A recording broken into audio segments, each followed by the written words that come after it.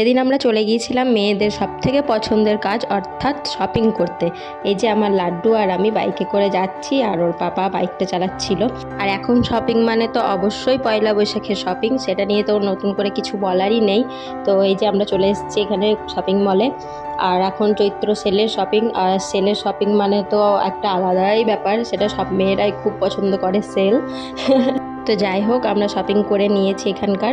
আর উপর খুব ওয়াটার তেষ্টা পেয়ে গিয়েছিল, কারণ মাম্মার সাথে ঘুরে ঘুরে শপিং করে না ও প্রচণ্ড টায়ার্ড হয়ে যাচ্ছিল। তাই ওকে হ্যাপি করার জন্য চলে গেলাম ওর জন্য শপিং করতে বেবি হাগে। আর ও এখানে ম্যানিকুইনগুলোকে দেখেছে আর ভেবেছে যে ওরা না কোনো বাচ্চা, তাই দাদা বলে বলে ডাকছে, কিন্তু ও তো জানে না। তো যাই হোক, এখানে আমরা চলে এসেছি আমার রূপুর জন্য শপিং করতে।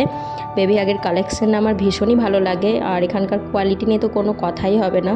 তো ঈদের দিন ছিল সেদিন, আমরা যেদিন গেছিলাম, সেই জন্য তাই প্রচণ্ড রকমের ভিড়ও ছিল, কারণ ছুটির দিন, এই দিনকে তো একটু বেশি ভিড় হবে। আর এখানে এই যে আমাদের শপিং ডান হয়ে গিয়েছে।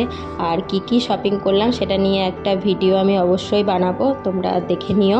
এরপর চলে এসেছিলাম বাড়ি, আর ওখানে বসে খাওয়ার সময় হয়নি, তাই একটা মশলা ডোসা নিয়ে চলে এসেছিলাম। দেখা হচ্ছে নেক্সট কোনো ব্লগে। টাটা।